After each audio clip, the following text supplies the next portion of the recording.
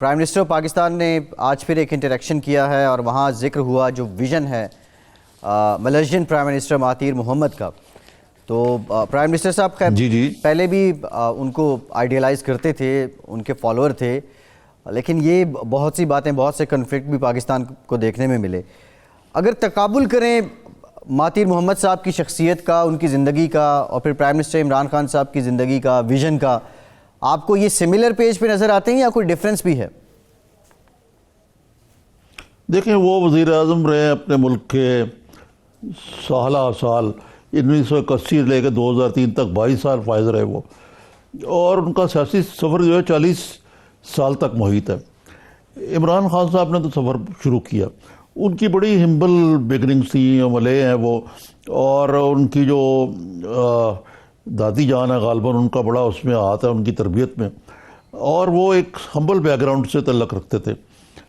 Singapore سے انہوں نے MBBS میں بھی داخلہ لیا تھا.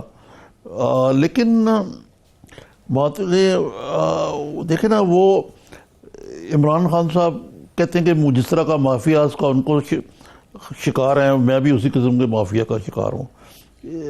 ہو سکتا ہے اس حد تک تو ٹھیک ہو، لیکن اگر مہاتیر صاحب کے دو سائڈز ہیں، ایک پازیٹیو ہے ایک نیگیٹو ہے.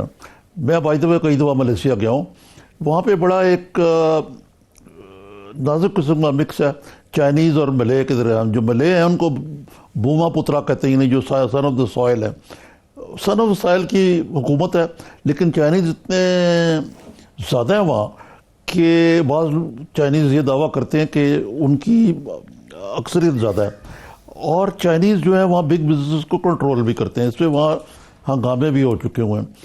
لیکن آپ یقین کریں کہ وہاں پہ اس قسم کی صورتحال کو کنٹرول کرنے کے لیے ملیشیا میں جو ڈیموکریسی ہے وہ بڑی کنٹرول ڈیموکریسی ہے. وہاں اخبار جو ہیں وہ پابند ہیں. اخبار جو ہے کوئی گستاخی کرے تو اس کو لائسنس لینا پڑتا ہے ہر سال، جو رینیو ہوتا ہے. یہ ایک تو والا ڈکلریشن مل گیا، پھر اس لائسنس کو رینیو کرنا پڑتا ہے. جی، جلسے جلوسوں کی اجازت نہیں ہے جس طرح ہمارے یہاں. ان کا کلچر مختلف ہے، ہمارا کلچر مختلف ہے. خان صاحب اگر چلیں، یہ دیکھیں انہوں نے قربانیاں دی، لیکن انہوں نے دیکھیں، میں جتنی دفعہ گیا ہوں کوالالمپور اور ملیشیا میں اور بھی جگہ گیا ہوں، وہ ہر دفعہ وہ نئی سے نئی جہت ہوتی ہے. نہیں، جو آپ دیکھیں گے تو جو کوالالمپور ہے وہ کسی بھی مغربی اس سے دارالحکومت یا کسی بزنس سٹی میٹروپولس سے کم نہیں ہے. لیکن ہم کہاں پہ ہیں؟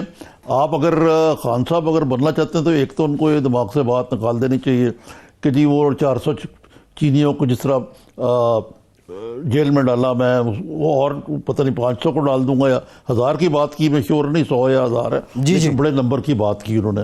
ٹھیک ہے. اچھا نظامی صاحب، CPNE council of Pakistan news paper editors, آپ صحافت کی بات کر رہے ہیں، آپ CPNE کے پریزیڈنٹ بھی ہیں. ایک رپورٹ آپ نے جاری کی پچھلے سال میں صحافت کو لے کے پاکستان میں جو کچھ ہوتا رہا، یہ سٹیٹس جو آپ نے بتائے ہیں یہ خاصے الارمنگ بھی ہیں. اور اس رپورٹ کے بعد آپ سمجھتے کیا ہیں، سجیشنز کیا ہیں سرکار کے لیے، حکومت کے لیے، دیگر سٹیک ہولڈرز کے لیے CPNE کی جانب سے؟ دیکھیں نا، سب سے پہلے بات یہ ہے کہ یہ خاص زیادہ تر آپ نے دیکھا ہوگا یہ جو انسیڈنٹس ہیں ان کا تعلق چھوٹے صوبوں سے، خاص طور پہ سندھ اور بلوچستان سے.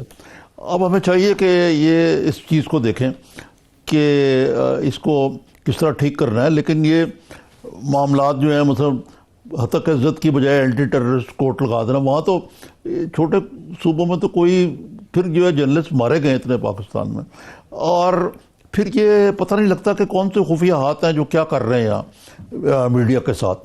اب یہ اس میں کیا کرنا چاہیے؟ اس میں بہت سارے جو ہیں چیزیں جو ہیں وہ کرنے والی ہیں. مثلاً یہ ہے کہ خود جو اخباری مالکان ہیں ان کو چاہیے کہ وہ تھوڑا سا انیشیٹو لیں. پروٹیکشن آف جرنلسٹ ہونی چاہیے، عدلیہ کو آزادی ہونی چاہیے کہ، اور وہ بجائے کہ ان کے خلاف اس قسم کے ہتھکنڈے استعمال کیے جائیں. آزادی اظہار اور تحریر کو یقینی بنانے کے لیے بہت سارے اقدامات کی ضرورت ہے. لیکن سب سے بڑی بات یہ ہے کہ کلچر کی ضرورت ہے. اب مصیبت یہ ہے کہ یہاں پاکستان میں دو طرح کے خطرات ہیں جو جرنلسٹ کو ہیں.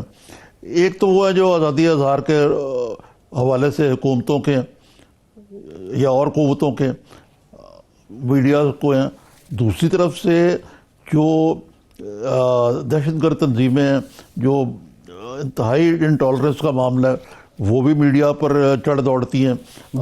تو یعنی دونوں طرف سے یہ معاملات خراب ہیں. اور تیسرا جو ہے جس کا تعلق سی پی این ای سے براہ راست نہیں ہے، وہ جو میسیولی جو سینکڑوں کے حساب سے جو صحافی جو ہیں وہ اپنی جابز جو ہیں وہ کھو چکے ہوئے ہیں اور وہ سڑکوں پہ ہیں، اور جو ہیں ان کو 8-8 10-10 ماہ بڑے بڑے سو کالڈ گروپس جو ہیں وہ تنخواہیں نہیں دیتے.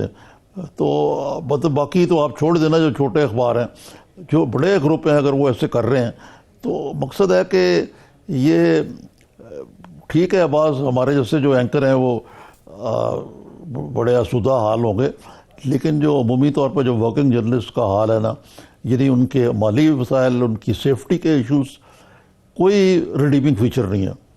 نظامی صاحب یہ ورکنگ جرنلسٹ کی زبوں حالی کے لیے خرابی کہاں پیدا ہوئی اور اس خرابی کی جڑ کون ہے؟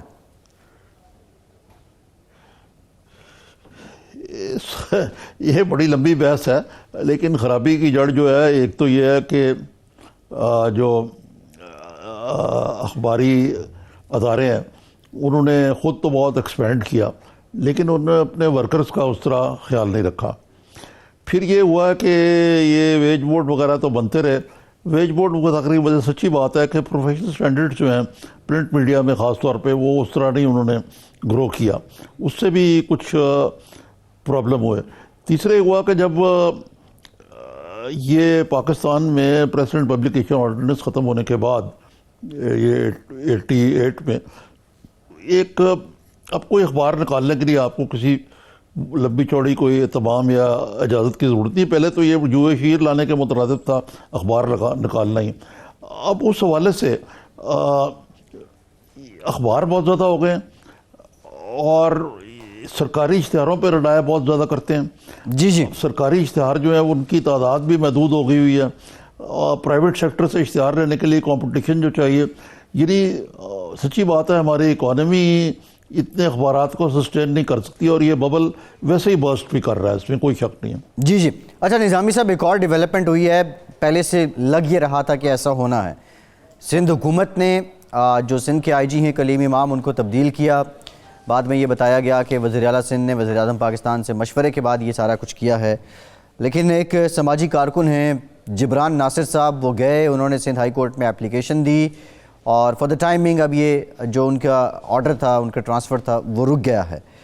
اور وفاق سے بھی جواب طلب کر لیا، سندھ حکومت سے بھی کر لیا. یہ سندھ میں آئی جی کی تبدیلی ایک پریسیڈنٹ کیوں بن گیا ہے؟ اس طرح ہوتا ہے پھر جب بھی آئی جی تبدیل ہو.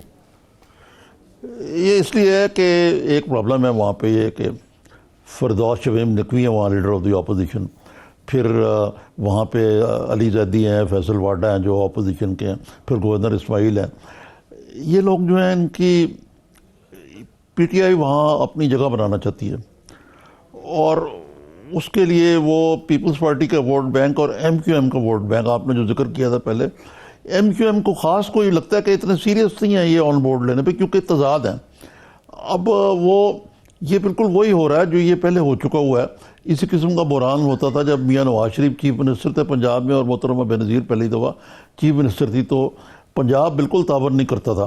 لیکن یہاں تو shoes on the other foot, جو فیڈرل لیول پہ حکومت جو ہے بڑی طاقتور ہے، وہ ان کے پاس حق حاصل ہے کہ آپ آئی جی کی تعیناتی جو ہے اس کو کریں. لیکن دوسری طرف جہاں آپ نے پنجاب میں 4-5واں آئی جی اب آیا، شاید خیبر پختونخوا میں تیسرا ہے یا دوسرا ہے مجھے نہیں یاد، 3 تو اگر وہ وہاں کی حکومت جنہیں کام لینا ہے ان سے وہ چاہتی ہے تبدیلی، تو ان کو میرے خیال سے اجازت ہونی چاہیے، خاص طور پر جب انہوں نے پرائم منسٹر پاکستان سے مراد علی شاہ صاحب نے اس کو معاملے کو خود ڈسکس کر لیا ہوتا. جی اچھا نظامی صاحب، آج بڑا انٹرسٹنگ ہے کہ جو پہلے سندھ حکومت کے ترجمان شکوے کیا کرتے تھے کہ کیا سندھ میں بہت کچھ اچھا ہو رہا ہے لیکن میڈیا نہیں دکھاتا، پچھلے کچھ دنوں سے ہم دیکھ رہے ہیں کہ جو پنجاب حکومت کے ترجمان ہیں، جو ترجمانوں کی ٹیم ہے، وہ بھی یہ شکوے کر رہے ہیں کہ پنجاب میں بہت کچھ اچھا بھی ہو رہا ہے جو میڈیا نہیں دکھاتا. یہ شکووں کا تبادلہ یہ کس بات کی علامت ہے؟ دیکھیں بھائی، یہ یہ تو فیڈرل لیول پہ بھی بہت بڑا شکوہ ہے کہ جی بہت اچھی جا رہی ہے، اکانومی بھی ٹھیک ہے، بڑے اچھے کام ہو رہے ہیں، میڈیا جو ہے اس کو، میں خان صاحب نے کل بھی شاید کہا کہ میں ٹھیک کر دوں گا، ہر جگہ مافیا نظر آتے ہیں ان کو.